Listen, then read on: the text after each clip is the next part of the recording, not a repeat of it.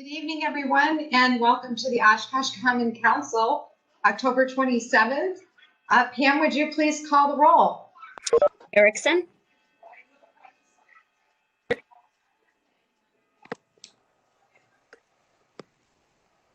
Erickson. Peschel. Here. Ford. Here. Allison Osby. Here. Crozy. Here. Mugrower. Here. Palmieri. Here. Present 7. And Councilmember Erickson will lead us in the invocation, followed by the Pledge of Allegiance.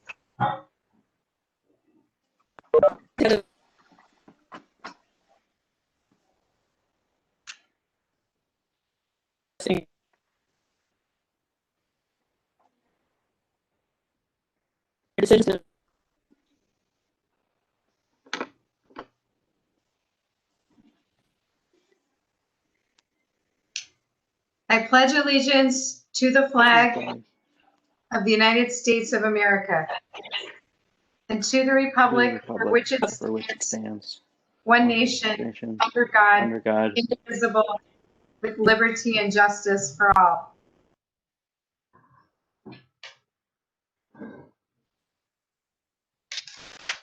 All right, next we have a proclamation for Take Back the Night, Take Back the Week. And here to join us in receiving this proclamation virtually are Alicia Gehrig, Sierra Hill, Alicia Johnson, Kaya Khatib, Noel Fenwick, and Gabriel Schwartz. Whereas sexual, domestic, and interpersonal violence impacts all residents of the city of Oshkosh in the state of Wisconsin, and whereas 72 Wisconsin residents lost their lives to domestic and interpersonal violence in 2019, including one resident of Winnebago County, and whereas sexual, domestic, and interpersonal violence remain a vastly underreported crime, and whereas each resident of the city of Oshkosh plays a crucial role in ending and preventing sexual, domestic, and interpersonal violence, and whereas the 30th annual Take Back the Night event will be virtually co-hosted as Take Back the Week from October 26th to October 30th, 2020 by Christine Ann Domestic Abuse Services, Reach Counseling, and UW Oshkosh. And whereas the residents of the city of Oshkosh and surrounding areas are invited to gather virtually to honor victims and survivors of sexual, domestic, and interpersonal violence, and identify ways each person can be part of the solution to prevent sexual, domestic, and interpersonal violence from happening in our community. Now, therefore, I, Lori Palmieri, Mayor of the City of Oshkosh, do hereby proclaim sexual, domestic, and interpersonal violence a community issue and declare the week of October 26th through the 30th as Take Back the Week in the City of Oshkosh, and urge all residents to join Christine Ann Domestic Abuse Services, Reach Counseling, and UW Oshkosh in gathering virtually through the Fox Valley Take Back the Night Facebook page to end sexual, domestic, and interpersonal violence in our community. Would someone from the group like to share any comments?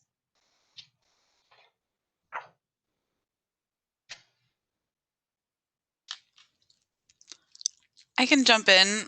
Hi, everyone. My name is Alicia Johnson. My pronouns are she, her, and hers. And I am part of the Take Back the Night planning committee. And we just want to thank you for proclaiming this week as Take Back the Week and your support.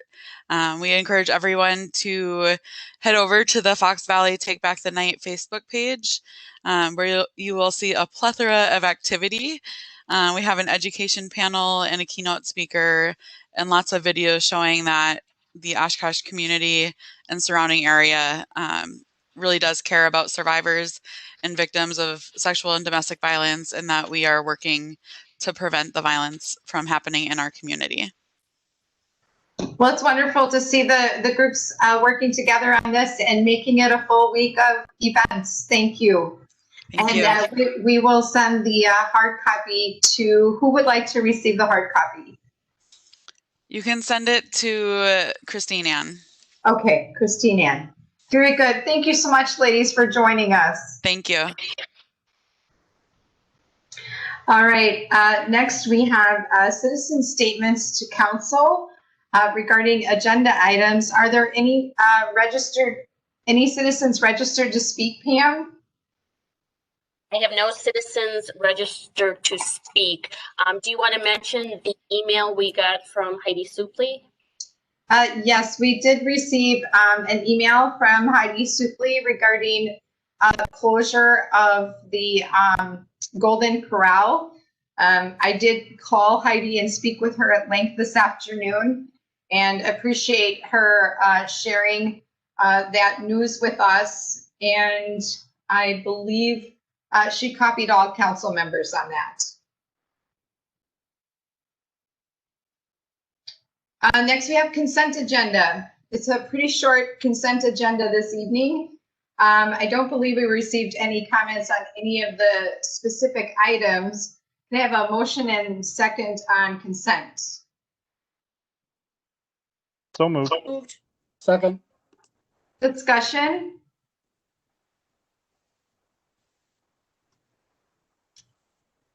Any discussion on consent?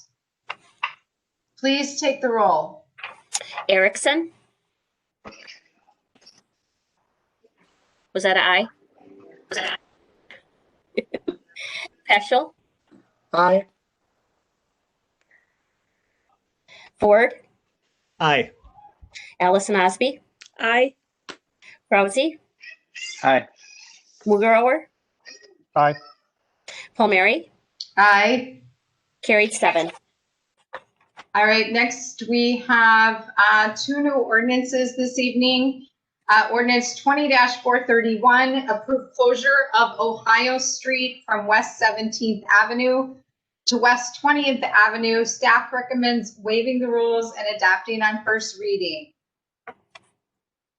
So we would need a motion and a second on waiving the rules and adopting on first reading.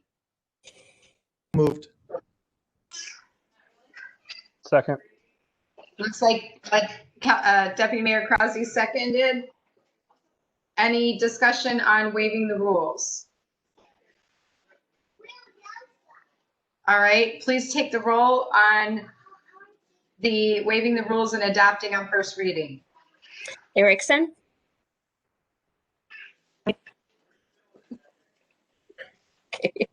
Peschel? Aye. Ford? Aye. Allison Osby? Aye. Krause? Aye. Mugrower? Aye. Mary? Aye. All right, now we Carried 7. need a motion and a second on 2431, approved closure of Ohio Street from West 17th Avenue to West 20th Avenue. So moved. Do I have a second? Second. Okay. All right. Bob? please- Yes. it was, Did Councilmember Peschel? yes. I moved. Can you guys hear me? Yes. Who seconded? Deputy Mayor Krause. Thank you. Thank you. All right. Any discussion on the on the ordinance? Is Mr. Robbie here? Yes, I am, Mayor. Would you just share the need for the closure and approximately how long that will be? The contractor, Vinton Construction, is working on our sanitary manhole rehab I&I reduction program, and they will be working on manholes in this area. Due to the street width and the location of the sanitary manholes right on center line, they did not feel that they could safely complete their work and continue to allow traffic in both directions through this section of street as required by the code. So they are requesting for the safety of the general public and for their workers if that they could close the street through this area. That would just be Ohio Street. Access to the properties will remain in effect, and the cross streets will remain open. They anticipate approval, so they put their signs out yesterday for their required 1 week notice. Obviously, if council decided not to approve it, they would just take their signs down. So they anticipate closing the street next week, Monday, and it would be for 2 weeks. Thank you very much. Any other discussion? All right, please take the roll on 20-431. Erickson, Aye. Peschel, Aye.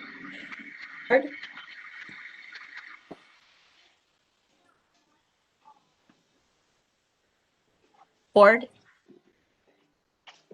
Aye. Allison Osby, Aye. Krause, Aye. Mugrower, Aye. Palmieri, Aye. carried 7. All right, the second ordinance we have is 20-432. Approve closure of Bowen Street from East Melvin Avenue to East New York Avenue. Again, staff recommends waiving the rules and adopting on first reading. We could have a motion and a second on waiving the rules. So moved. Second. All right, any discussion on waiving the rules? Please take the roll. Erickson, Aye. Peschel, Aye. Ford, Aye. Allison Osby, Aye. Krause, Aye. Mugrower, Aye. Palmieri, Aye. carried 7. All right, and back to the ordinance approve closure of Bowen Street from East Melvin Avenue to East New York Avenue. Need a motion and a second on that. So moved. Second. All right, so Councilmember Mugrower and Deputy Mayor Krause. Any discussion? All right. Again, closure of Bowen Street. How long, Mr. Robbie, would you say that that's expected? This work, water distribution, will be replacing a couple of public side lead service laterals. The property owners have already replaced the private side. They anticipate starting the work the week of November 9th, and they believe the work should be done in 3 to 5 days, so just that week of November 9th. So they will be having a contractor place their advance warning signs next week. Thank you. All right, can we please take the roll on 20-432? Erickson, Aye. Peschel, Aye. Ford, Aye. Allison Osby, Aye. Krause, Aye.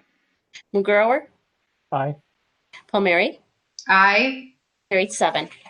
All right, next we have new resolutions, 20-433. Approve extension with Running Inc. for non-ambulatory paratransit. Do we have anyone attending virtually on this item from Running Inc.? I don't see anyone. Oh, All right, I'm sorry. oh no, I was just going to tell you they weren't planning on attending. Okay, all right. A motion and a second for 20-433. So moved. Ford, second. Any discussion? Mr. Collins, could you just give us a summary, give the public a summary as to the extension with Running Inc.? Sure. Basically, I'll try to make it short and simple. We have two contracts for paratransit, one for ambulatory service and one for non-ambulatory. This contract for non-ambulatory paratransit, so it's for those people that are unable to use the fixed route bus and are in a mobility device. That contract is up at the end of this year, so we issued a request for proposal for that service. We only received one response, and that was from Running Incorporated with a substantial cost increase. The reasons for those cost increases were, they have experienced increased costs for things as wages and things like that. But secondly, the number of rides that we have, we pay them on a per ride basis, and the number of rides that we are able to offer them has decreased substantially over the last 5 years. So while that saves us some cost, for them, they're then not able to spread their fixed costs as far because being paid on a per ride basis, obviously they count on the number of rides to cover their fixed costs. So because of the number of rides are down and their costs are up, they proposed a substantial increase. Additionally, we offer 24-hour a day, 7-day a week service, which is abnormal. It's well above what we're required to provide by ADA. However, it is a service we provide to the community. But the downside to that is that they have to have drivers and equipments available 24/7. So even if there are not rides that are being taken, they still have to have their personnel and their vehicles ready to go. So with that being said, we talked to Running and we're able to negotiate a little bit less of a rate to do a 1-year extension. And the thought process with a 1-year extension is that it gives us a year to evaluate our service along with the Transit Advisory Board, see if it makes sense to continue 24/7. But then also it will give us the opportunity at the end of this next year, 2021, to bid our ambulatory contract with our non-ambulatory contract, and therefore that'll provide more rides for that contract. And we anticipate then we will get some more interest in the contract as well as some better bids. So that's it in a nutshell. And it looks like, let's see here, federal and state operating grants are going to cover about 53% of the additional costs. Winnebago County covers about 30% of the additional costs, and the city would absorb the remaining 17% through the Go Transit fund balance. Yep, that's correct. Okay. Any other discussion on this item? Please take the roll.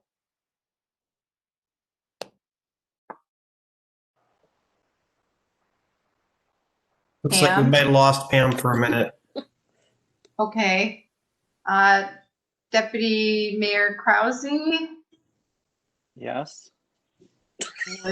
Well, let's see. I guess that won't work. Madam Mayor, I'd be happy to take the roll call vote if that's. Manager, there you go. Pam, you owe me one. All right, I'm not gonna do it in any particular order. I'm just gonna, who's on the screen? Peschel, Aye. Allison Osby, Aye. Krause, Aye. Erickson, Aye. Mugerauer, Aye. Ford, Aye. Mayor Palmieri. Aye. Passes Carried. 7-0. Carried 7. Pam is going to try. She just texted me. She's offline, and I will text her and let her know that it carried 7-0. Thank you. All right, next is Resolution 20-434. Accept gift of rectangular rapidly flashing beacons and associated signage from Winnebago County Aging and Disability Resource Center to be used for the crosswalks at the roundabout on Washburn Street and West 9th Avenue. Can I have a motion and a second on 434? So moved. Second. Councilmember Allison Osby and Councilmember Ford, was that? Nope. Peschel, I think. Councilmember Peschel. Any discussion on 434? So, Mr. Collins, these will be placed at the roundabout, and what a nice gift from the Aging and Disability Resource Center. Can you maybe describe a little bit how these operate? Mr. Collins, I think you're on mute. We may have lost Mr. Collins. I can fill in again, Madam Mayor. You're playing lots of hats I'm tonight. just pinch hitting tonight. That's okay. The RRFBs are rectangular rapidly flashing beacons. These are very similar to what you've seen at the intersection of Murdoch and Jackson Street. That intersection, we received a grant. I believe it was through a project that was conducted by the University, North Carolina State University, a few years back. And Ms. Roberts, who's also on our diversity committee, has been working with Mr. Collins to get this grant arranged. And so the first one that they felt was the best candidate was at Washburn and 9th. That was based on some of the clients at the Aging and Disability Resource Center. So that's what they look like. Similar ones you'll see over by the university. You'll see some on Congress Avenue near the bridge, but those are not in roundabouts. The one at Jackson and Murdoch is probably your best example. All right, is there any further discussion on that item? Please take the roll. It looks like Pam is back with us, the clerk. Thank you. Erickson, Aye. Peschel, Aye. Ford, Aye. Ellison Osby, Aye. Crozy, Aye. Mugrower, Aye. Palmieri, Aye. carried 7. All right, next we have 20-435, approved conditional use permit to allow a roof-mounted small solar energy system at 924 South Sawyer Street. Plan Commission recommends approval. Can I have a motion and a second on 435? So moved. Second. Discussion. I just want to say I'm so excited to see more solar installations going in, and I'll be driving by to check it out. All right, can we please take the roll on 20-435? Erickson, Aye. Peschel, Aye.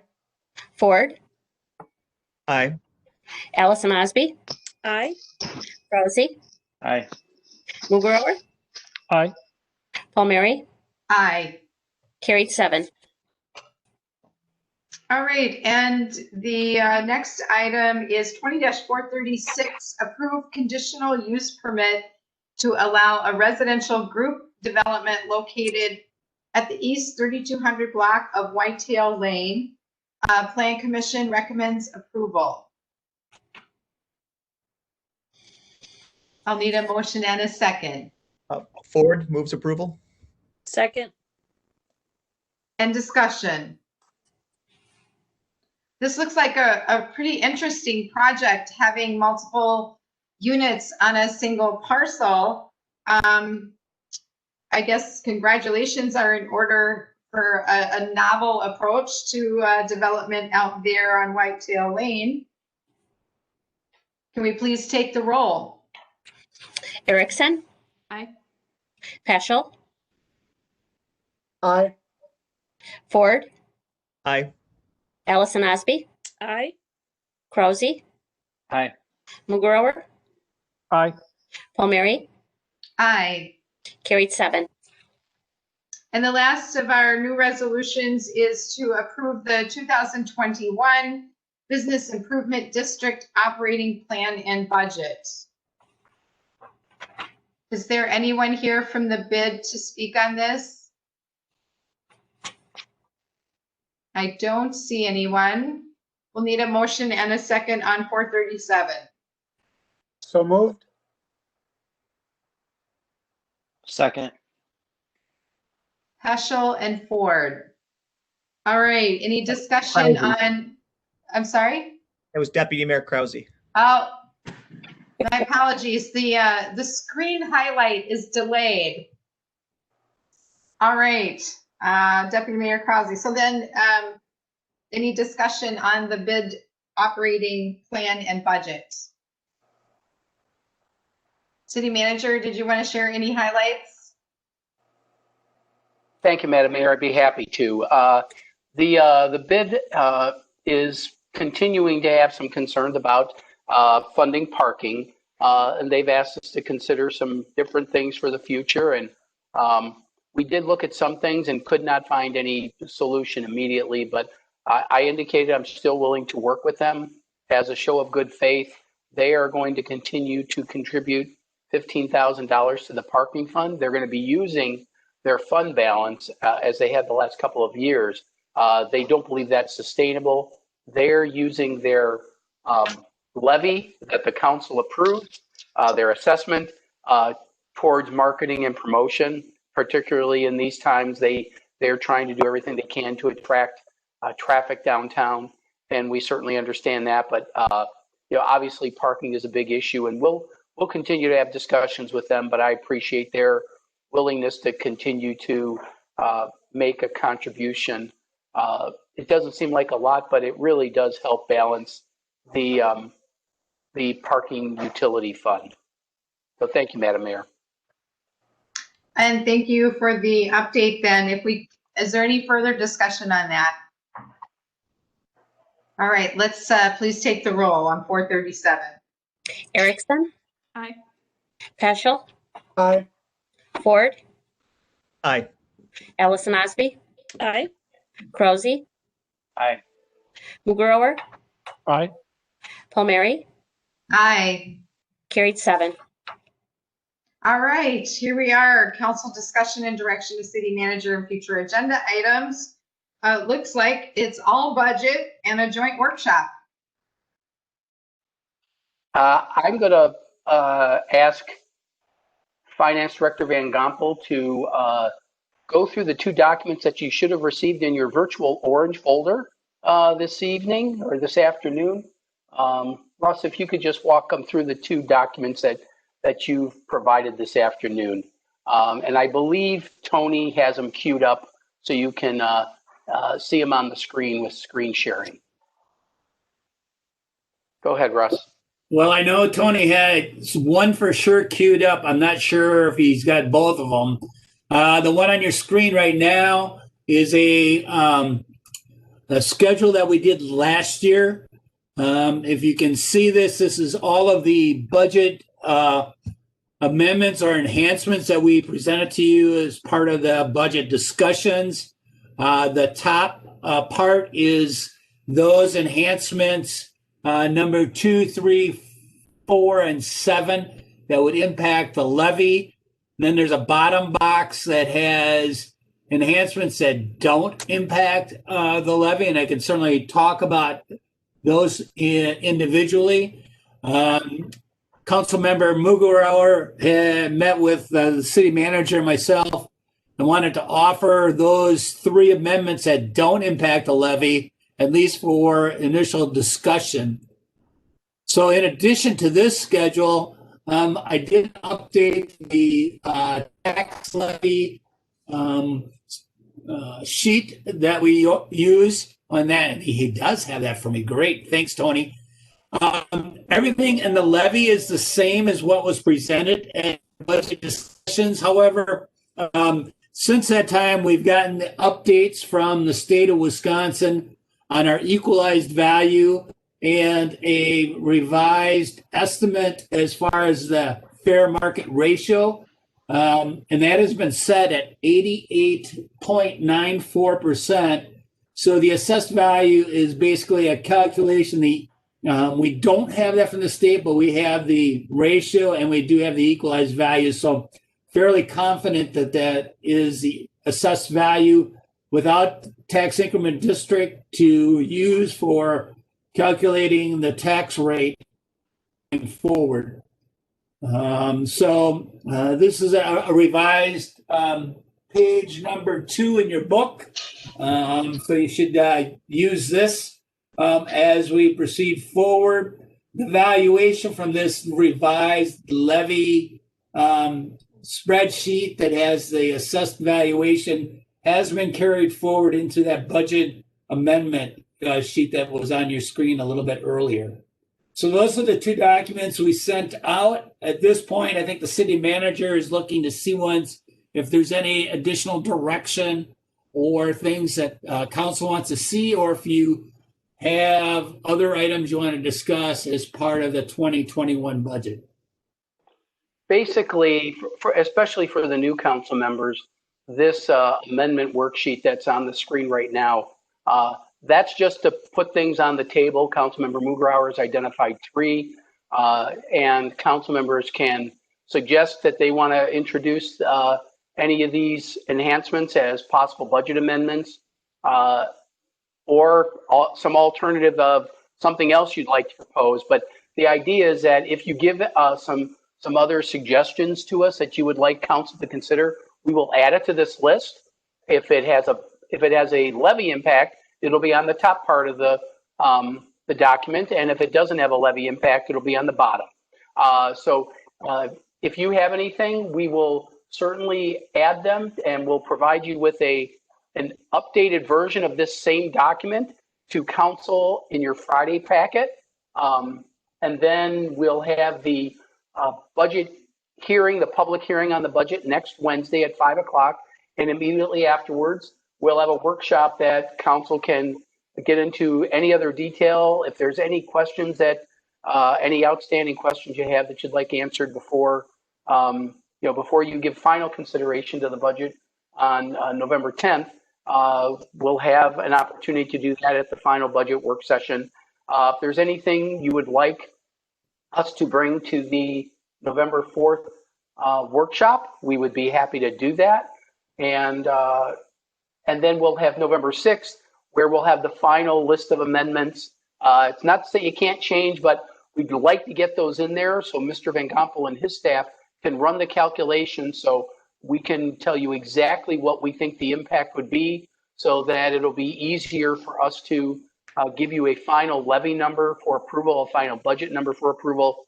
And just as a matter of due diligence, Russ and his staff want to make sure that we're totally okay with expenditure restraint. So the sooner you can give us those proposed amendments, the better, because then we can make sure that we're going to be okay from an expenditure restraint standpoint. Did I miss anything, Russ? No, just to note, the expenditure restraint is still an estimate at this point in time. The final certification of the allowable increases will be coming next week. We know what the CPI that's been certified as part of that formula. That's at 1.40. And I have an estimate for 60% of the net new construction. And my estimate, it's on the bottom of the corner of the spreadsheet, was at 2.4% right now as our allowable increase. And I'm pretty confident in that number, but that could change only probably by fractions of percentages. Just one other thing, we have been doing some online promotion, social media to make people aware of the budget hearing at 5 p.m. on next Wednesday. So hopefully that'll stir some folks to participate, albeit virtually. It's obviously difficult during these times, but we want to do what we can to encourage people to learn about the budget and ask questions. So that's kind of the schedule that we have, unless there's any questions. Again, if you can get us any of your initial amendments to us by, say, noon on Friday, we can get those in the packet that you'll get for the weekend. And then you can look those over, and if you have any questions, ask us. And then following Fridays, we'll repeat that process. And yes, Mr. Van Gompel, I'll be reaching out to you to look at an addition with regard to some of the tuition reimbursement incentives regarding or from the previous discussion in budgets as well. So I'll reach out to you to set up a time this week. Okay. Just so you're clear on the budget amendments or enhancement form that was just on your screen that's been sent out to you. The plan right now, if council were to agree to it, is to do a one-time transfer from the general fund into what's basically called an internal service benefit fund. And so that $100,000 on enhancement number one would be, that's why there's no levy impact, would come out of the general fund, would go to start the fund in our internal service fund, benefit fund, and then we would replenish that as we go along. So there's really no direct impact of levy dollars for the year 2021. Madam Mayor? Yes. Just a question from our discussion yesterday. You said tuition reimbursement. You would also talk to me about another idea on Yes. housing. Is that what you meant? Or? The housing incentive, right? Okay, yeah, I thought that's what you meant, so I just wanted to clarify. Just so that was the one I mentioned to you, Russ. Yep. Okay, thank you. That's all we have there, and then I believe Mr. Davis is in the virtual audience as well. We have our workshop this Thursday at 5 p.m. Regarding the Jackson Street corridor and safety study. I don't know if Mr. Lyons or Mr. Davis have any additions to that. Alan's disguised as Kelly tonight until he just revealed himself. So, Alan, anything to add to that? Just a little bit, and that all the boards and commissions should have received their notices for the virtual presentation, and we encourage everybody to attend. It will be recorded, so people who can't watch the live will be able to watch it later on. And if you recall, after the presentations, each of the boards and commissions will be reviewing the proposals at their November meetings, and they'd bring their recommendations to council probably in December.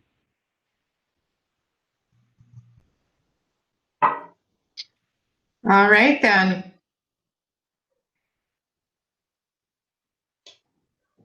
That's all we have for council discussion and direction to the city manager. Unless there's anything else, we'll move on to council member announcements and statements. Report of council liaison for boards and commissions. Councilmember Ford.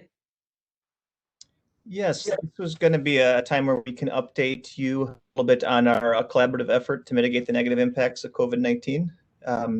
Is that work now, City Manager Roloff? Works for me. I think Tony's prepared either, regardless of where you're going to put it tonight. All right. So Tony's going to share a few slides or a few pictures with you, but just to give you a little update of where we are at. I want to start off by acknowledging some of our limitations that we're aware of. Right, we're not the health department; we're a municipality. Our powers are what they are. Second, we know that any effort to be successful needs to have broad buy-in; otherwise, it won't have a positive impact. So we're trying to hit something that is in that overlap between what is helpful and what is actually possible. So going in knowing there's no perfect solution, but we do know that we are strongest if we are together as a community. So the goal here is to build a broad coalition united around some positive steps we can take to mitigate the negative impacts of COVID-19. So a little bit of the background here. So we met with stakeholders from the business and health community as well as institutional partners back on October 6th. It was at that meeting that Councilmember Allison Osby and I were given the directive to begin working on this effort. That Friday, we met with representatives from Visit Oshkosh to discuss ideas, and they agreed that Visit Oshkosh would be the one leading these efforts. The reason being is that they have the connections in the community, the ability to staff the effort, and the credibility of being a non-political actor. To work, I think our efforts need to be seen as apolitical, and they have to be staffed so that they can be sustained. So October 13th, we briefed the council and city managers about where we are at. So where are we at today? Well, ideas are easy. Proclamations might draw a lot of attention, but the actual work of coalition building is hard, and that's really what we've been doing the past 2 weeks. You can make the argument we should have been doing this earlier in April and May, but you know what? We weren't. That ship has sailed. We can own that. But where we are at here is we have branded this effort with a tagline called "Love Oshkosh." We have some, a logo there you can see up there, and working on building a coalition around that message. So to that end, starting tomorrow, we're going to be having Dr. John Newman from Aurora appearing on the Bob Brunel Show, and he's going to be doing it every 2 weeks. The idea there is for him to update the community on where we are at with COVID, provide guidance, answer questions. The show is going to be filmed, recorded, and distributed, all types of, all different channels at our disposal, including Oshkosh Media. The goal there is to fill some of that information void. So establish a credible voice that can cut through some of the mixed messaging, rumors, and confusion around COVID-19 here in Oshkosh. Visit Oshkosh is also working on a photo campaign. You see some examples there where we're featuring community members, a diverse group of community members engaged in safe behaviors. And the real goal there is to show people how they can make a difference as opposed to simply telling them how they should be making a difference. This will also be distributed through all kinds of different channels that we have at our disposal. Through generous donations, we also have plenty of stuff, and this is through the hard work of Visit Oshkosh, working with our community partners. So masks, stickers, and other brand building materials that will be used in this marketing effort to encourage and celebrate these positive behaviors. Visit Oshkosh has also been in contact with our community partner present at that initial meeting. The goal is continue to get everybody on board, moving in a common direction. And we'll keep looking for ways to get more people involved. I mean, the easiest thing for our businesses and other partners to do is just show their support by displaying some of these materials and showing a commitment to safe behaviors. So our next step is going to be distributing these materials, the media and otherwise, and celebrating those willing to be constructive partners in this. Amy might not like me for saying this, but my personal goal is that everybody is so sick of this effort because it's everywhere, kind of like a buy men in situation. But want to really get into people's heads that, you know what, this is about being respectful to one another, and this is about coming together as a community to do what we can, even though our options may be limited. Now, all that said, the effort is built on this reality that we're facing here, that there is no single magic policy that's going to get us through this. We want to build an effort that really readies us for the long haul. So with that, we do think that a proactive, sustained messaging campaign that lays out and articulates a role for all members of this broad coalition is really what's going to put us in the best place to mitigate the negative impacts of COVID-19 moving forward here in Oshkosh. So that's Councilwoman Allison Osby. Feel free to add anything I may have missed. But I just want to shout out to Amy at Visit Oshkosh, as her and her team have been doing a fabulous job doing the hard work here. No, honestly, Councilmember Ford did an amazing job of explaining kind of the process and what's gone on over the last 2 weeks. And, I hope as fellow council members, I hope you like what you're seeing, because to be honest, I think it's really an amazing amount to get done in a very short period of time. And so I certainly would like to congratulate those that Amy and the CBB reached out to and their very rapid response in wanting to participate. So thank you, Councilmember Ford. I think that you did an amazing job of explaining, where we are and where we're moving towards. Well, real quick, I'll say that's questionable, but as my work is questionable. But as an example of the extent of the effort, they've already done 40 of those photos that will be part of the marketing campaign. And that includes the mayor, but there's at least 6 more people on this screen that could be part of that as well. So Amy's looking for you, and she will be contacting you. And that's just the electeds, and the other department heads who are listening, we're coming for you too. Yes. Well, thank you to Council Members Allison Asby and Councilmember Ford for working with Amy Albright from the Convention and Visitors Bureau and volunteering to do that extra duty in the midst of everything else that you do. That's appreciated. Sure. Do we have other updates, or does anybody, I guess, have an update they'd like to share from their boards or commissions? Councilmember Erickson. Thank you. And I just want to say apologies for my poor connection earlier. I'll blame it on my 10-year-old computer. So, but I'll just give a quick update on Transit Advisory Board. We met last week, and Jim Collins provided the update on the Paratransit RFP and running ink. So I won't talk about that, but just a couple updates, some new COVID-19 measures that they're taking on the buses. So they've ordered some permanent air filtration systems that'll be installed on all buses, which is really exciting. And they're also purchasing some automatic wheelchair securement systems that'll be installed on 12 of the newest buses. So that'll allow folks who are using wheelchairs to be able to secure themselves into the bus rather than relying on the bus driver to do that for them. So some really cool things that are being installed in our buses, which is exciting. And then I think this will be mentioned later on in the city manager's report, but just a reminder that we have a free fare day next week, Tuesday, for anyone who wants to try transit. It's a tough one, for election day. So exciting stuff. That's all. All right. Other updates for boards and commissions, Councilmember Ford. Yeah, real quick, Plan Commission met and we discussed mostly the stuff that we just voted on here, but there was a spirited discussion about the analysis of impediments to fair housing choice report in 2012 and the extent to which that document requires us to, or suggests that planning services coordinates with the Plan Commission and with other city staff to try to minimize those impediments to fair housing. So there was some process discussion there, and just wanted to bring that up to the group, that's something the Plan Commission is discussing. You said 2012.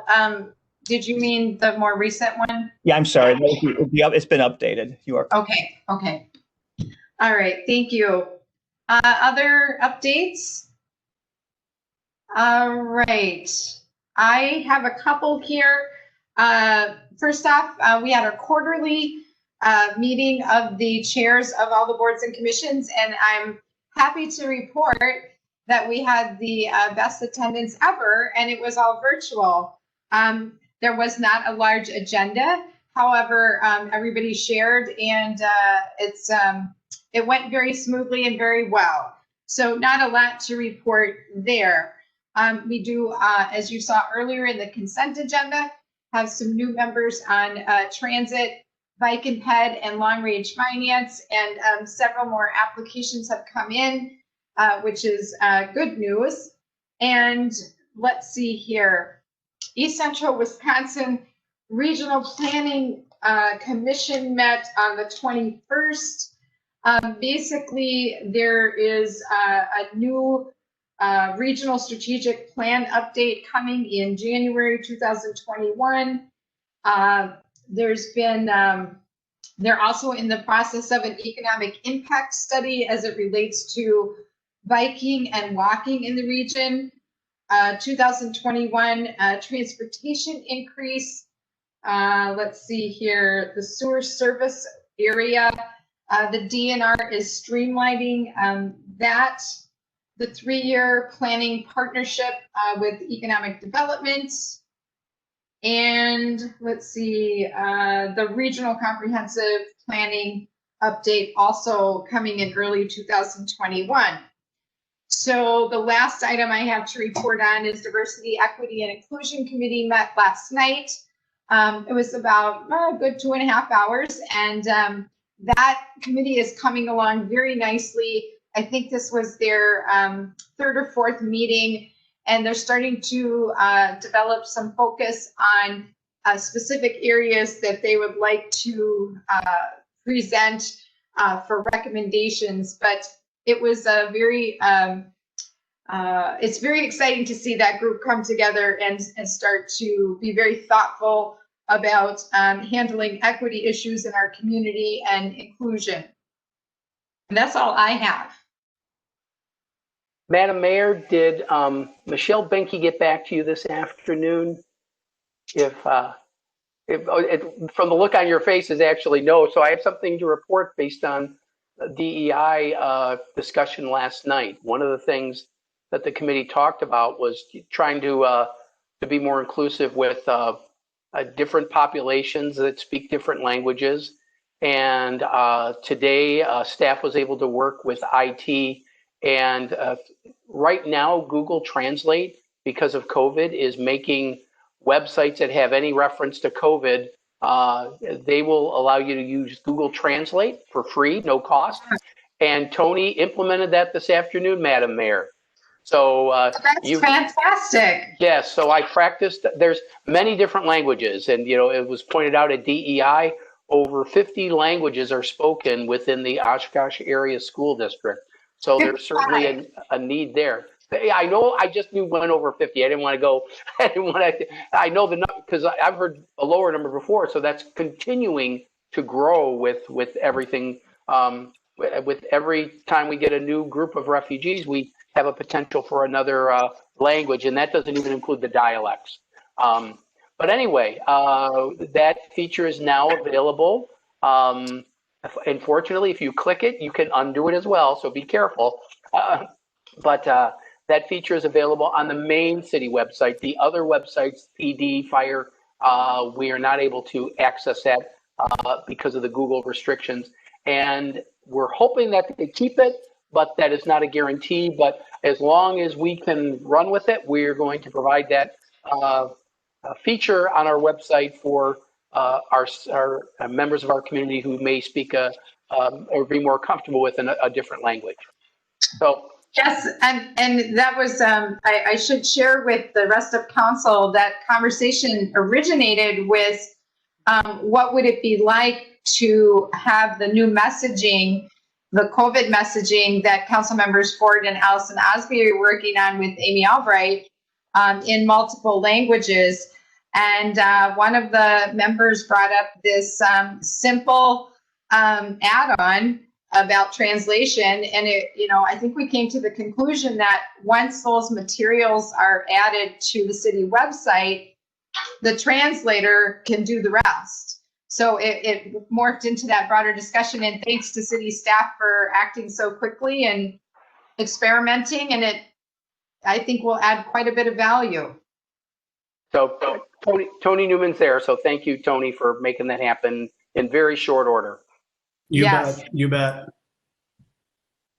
All right. Behind that screen. All right, then. Any other boards and commission updates? Okay. I just have one announcement also. Mr. Karam Ahmed from the Ahmadiyya Mosque had asked that we share on November 5th, and I have to apologize.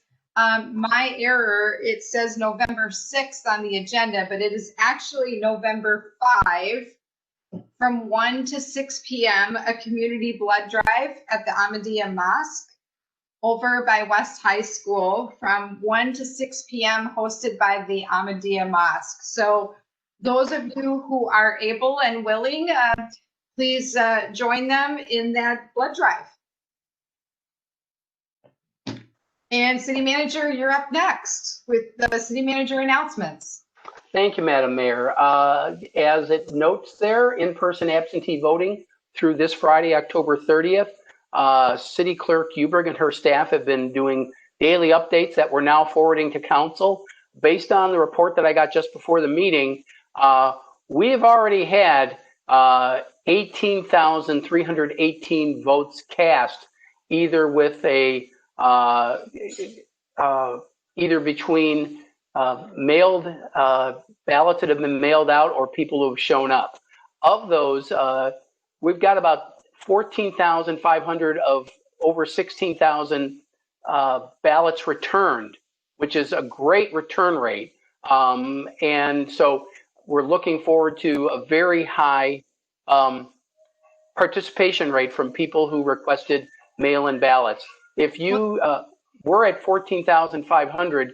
Just so you know, we have 36,500 registered voters. So we are nearly, we're probably about 45% of all votes are already cast of our registered voters in the city. So, and that's one full week before the election. So thanks to City Clerk Huberg and her staff for keeping it going. I know some council members got some calls asking about, is it socially distant at City Hall? And I know Councilmember Krause, or Deputy Mayor Krause, when you were here last week, you know, you were concerned. Pam took a look at that, in making sure that we've got people outside so that inside doesn't get too crowded.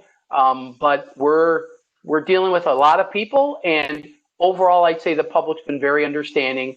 But we had 436 people walk through the door today and do early voting, which is pretty outstanding. So we feel very good about the numbers that we're getting.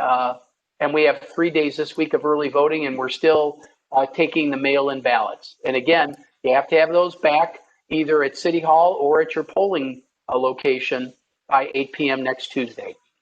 And also, there's a friendly competition going on. Mayor Genrich urged us to join in trying to increase that in a little bit of friendly numbers across the cities in the region.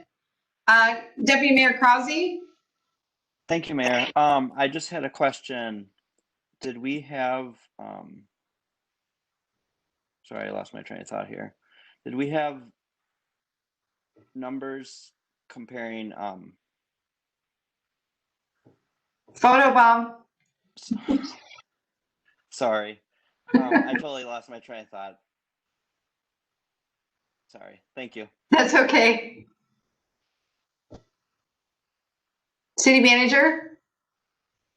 That's so there's that information. Trick or treat, October 31st, 4 to 7 p.m.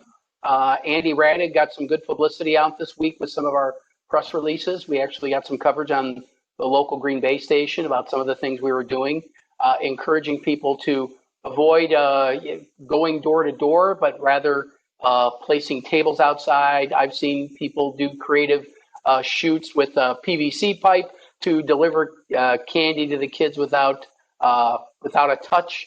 And a lot of other different suggestions that we've put out on our website and pushing out through social media. So if you choose to participate in trick or treating, we want to encourage you to be as safe as possible. And if you choose not to participate, that's okay too. That's your choice. But we want to make it safe. So we've got that, and we're pleased to do that. Councilmember Erickson already mentioned Transit Free Fare Day. Tri-Transit Free Fare Day, either alliteration, they both work. And that's November 3rd, Election Day. So if you still have yet to vote on Election Day, try Oshkosh Go Transit. Speaking of some COVID stuff, we've got some equipment that the fire department has purchased using routes recovery funding of $46,000. Their memo's in your packet. I do have the outstanding issues out there, and some council members may or may not have seen a response I sent out to the folks on Jefferson Street. I think there was some confusion over an alleged hearing that may have been held, or an alleged meeting that held 10 years ago, and there was no such meeting. And I apologize if there was any confusion, but I think there was a belief that that was a requirement. I discussed with the city attorney, we aren't aware of any requirement for a public meeting, and the public notice requirement in that statute is pretty confusing. And so I don't have any recollection of that. And because it's a record that's longer than 7 years ago, if we have the record, we don't have it because it's past its life. So unfortunately, we don't have that information. I've certainly offered to Ms. O'Brien on Jefferson Street that, you know, if there's any more information, we can certainly look at it. But I think that the Department of Commerce believes they fulfilled their requirements. They are meeting with Triniteam, but they are not making us privy to those meetings. That's a contract issue with them. I think they heard what was said at the meeting by the residents, and I think they heard from the council members as well, but they are not revealing anything that they are doing or not doing. So I don't want you to think that, they're being quiet because they're doing something. They're not revealing that at all, but they said they're having discussions with Trinity, and that's how they characterized it. And I'll just add to that, some of you may have also had further discussions with the neighbors. I know I've been involved in a couple of the emails back and forth. They were basically kind of separating or bifurcating the issues out here and asked council to, explore legal options as it relates to ordinances. And I know that there's been a kind of a cow path of legislation since some of the other communities have addressed that. And certainly, at a future meeting, perhaps there could be some further discussion on that. One of the neighbors very specifically asked us to discuss an ordinance or what options there were. So we'll have to follow up on that outstanding piece, Mr. Roloff. Yes, and city attorney was forwarded some information from Councilmember Mugerauer on that. Again, we have to clarify that there's a difference between sexual offender regulations that somebody said, well, let's just do what Green Bay did. And there's also this transitional housing doesn't necessarily have just sexual offenders, and that so a Green Bay ordinance would not eliminate transitional housing because it may have some restrictions on who may be able to go in there. But we have to investigate what's happened since the Pleasant Prairie case, and there's a couple others, right, Lynn? Yeah, there's actually a couple of cases that are just starting to work their way through the court system right now with some other municipalities. So we would want to take a look at those as well. And I guess there was also that Senate Bill 60 that related in relationship to the Act 184, and then the governor vetoed Senate Bill 60, and I guess a whole lot of other things that have happened in between is my understanding. It's about as clear as mud to me right now. Sadly, yes. So we're still monitoring it, but those court cases are going to impact a lot. And I know Mr. Lyons is going to be looking at what some of his colleagues are doing from a zoning and planning standpoint. And obviously, that's another tool in our toolbox. But we have to make sure that nowadays with conditional use permits, our hands have been tied even more, which is a shame because it's not just this, it's all conditional use permits, but this just gives you an example of where local control has basically been undermined. So that's what I have in outstanding issues, unless there's any other questions. And then Chief Stanley is here with a COVID update. Council members Ford and Allison Osby provided the information campaign that they're working on. Chief Stanley, we had an opportunity to meet with County Health Director Guerin this morning. Can you share some information from that meeting? Absolutely. And to your point earlier, Mr. Roloff, you said that we needed to participate in the CVB's campaign. We had their photographer over today. I think Mike Forth said it best of we're really in this for the long haul. That the state had its worst day yet with 5,200 cases and almost 70 deaths. And that's, we're still moving the wrong direction. That in the county, we had some plateauing where we were around 100 for a few days. We dropped into the 70s, but today we popped back up to 155 new cases. Encouraging news is that we have some more testing centers opening around in communities around us. that there's one open up in Neenah, that takes off some of the burden at Sunnyview, so we'll be able to get people tested and move through that process hopefully much quicker. The health department director is also reporting a faster turnaround statewide on positive tests. So we'll hope that continues to hold true. But a pretty significant amount of our population has been COVID positive here in the county and obviously in the city. That we still need to keep doing what we're doing. That I know everybody is weary of COVID and social distancing and isolation and mask wearing, but that's what's going to make the difference. That as we see the numbers start to decrease or hold true, it's because of those things. That we're no longer number one in the nation according to New York Times, but we're still in the top 5.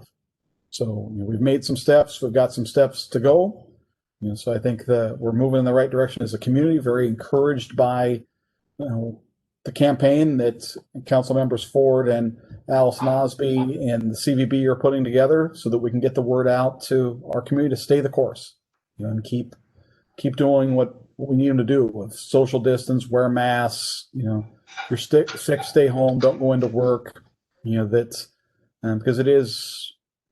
Per the health department this morning, pretty even, it's starting to be more evenly distributed through the community. We're not seeing it in particular age ranges like we had in the past, and we're not seeing particular hotspots, like in workplaces or assisted living or senior facilities. So it's amongst all of us, and it's amongst all of us to be responsible for turning the tide. So I think that's Chief, all you I want to have. talk about contact tracing, or do you want me Yeah, to? contact tracing is at full capacity and beyond right now with the county. They have 30 full-time employees working on contact tracing, and they are still overwhelmed. Correct me if I'm wrong, City Manager Roloff, that they were spending over $150,000 a month on contact tracing. That's correct. Spend well over $1 million this year. So, they're because of the volume. Yeah. Because of the volume, they're contacting people who test positive, but a lot of their efforts are, if they do get a congregate type of situation, they're focusing on contact tracing there. Healthcare workers making sure that the healthcare facilities are safe. But if it's a member of the general public who's not in any specific special group, they're relying on that person to contact people on their own to do that.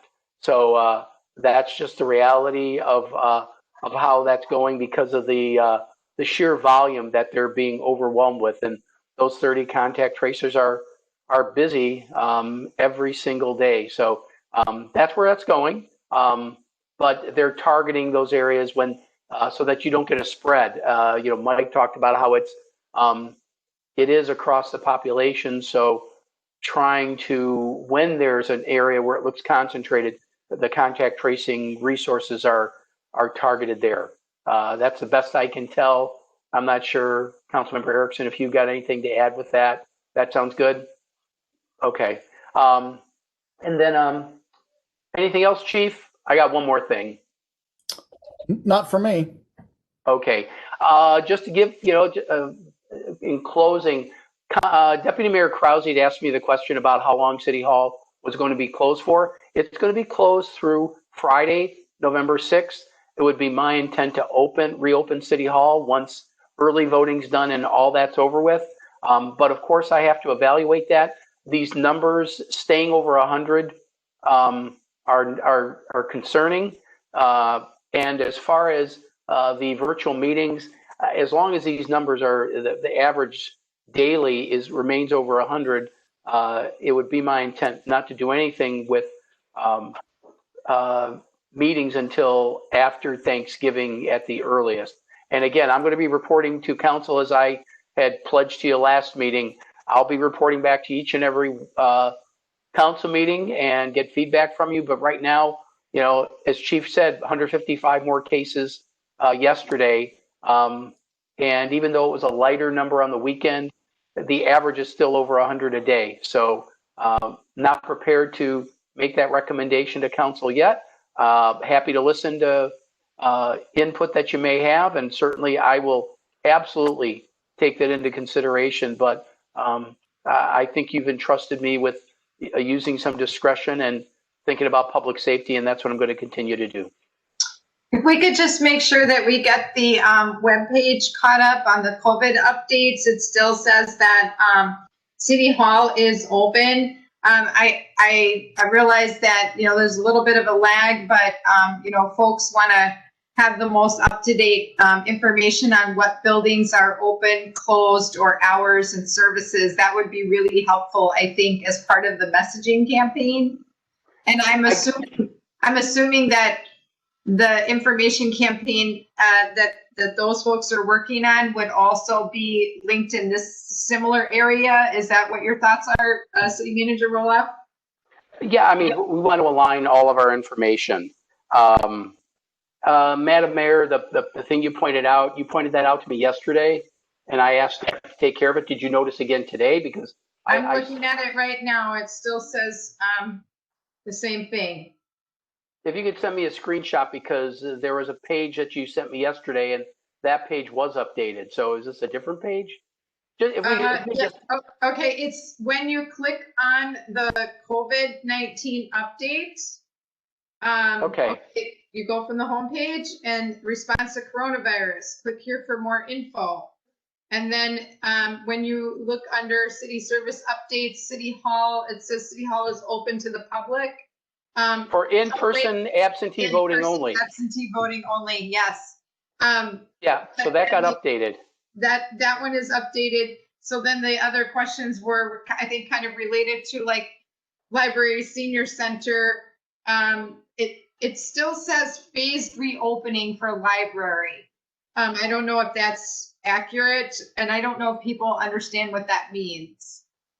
Okay, it is still in a phase, but we can ask them to put more updated information about where they stand with their phased opening. Thank you. Okay, thank you. And the museum is still completely open to the public, correct? Yes, it is. They're practicing a lot of social distancing there, as Mr. Larson indicated to council at the budget week. And the senior center is doing a handful of different things for folks, right? Yep, they're keeping an eye on things because they know that seniors want to get connected. And so, but they have to balance that with people who are genuinely concerned about going to the senior center. So they're in constant contact with their clients, and I think that's appreciated. But they're letting them know what programs are going on and taking phone calls, and their website has a lot of updates. That's why theirs says please watch their website for updates, because they're updating that pretty regularly. But thank you, appreciate that feedback. Yeah, and then I just had one other thing, and that is if we could also list the COVID-19 hotline phone number up at the public health area, 232-3026, for people who have questions about COVID testing or things related to businesses and other items. I should not know that number by heart, sadly, but as many times as I've given it out, it's burned into my memory. Very good. Thank you for that suggestion as well. Thank you. That's all I have, unless you have questions. Oh, wait, Council Member Mugrauer? Yes, ma'am. Thank you. If you wouldn't mind, the mayor brings up a good point in terms of what's open, what's not. And we've talked about this, I know, a little bit here and there, but and we talked about it through the budget hearings last week. The museum indicated they're fully open, as the mayor confirmed there. Senior center, parks have been working through that. I think council, I'll speak for myself, but I don't know that council is fully informed as to what the library's plan is and where exactly they're at and how accessible they are to the public at the moment, or maybe the lack of access that the public has at the moment. It would be appropriate for City Manager, if you could request an update, because for example, the monthly highlight newsletter we received yesterday in the mail from the library, from the director, isn't telling us any part of the story in terms of what access people have to their building. So I think that'd be appropriate for a report back to us. Very good. Thank you. Thank you. That's all I have, Madam Mayor. We'll entertain a motion to adjourn. So moved. Second. And a voice vote, right? Roll call? Roll call. Sorry, roll call. Erickson, Aye. Peschel, Aye. Ford, Aye. Allison Osby, Aye. Krause, Mugrower, Aye. Palmieri. Aye. Carried 7. We are adjourned.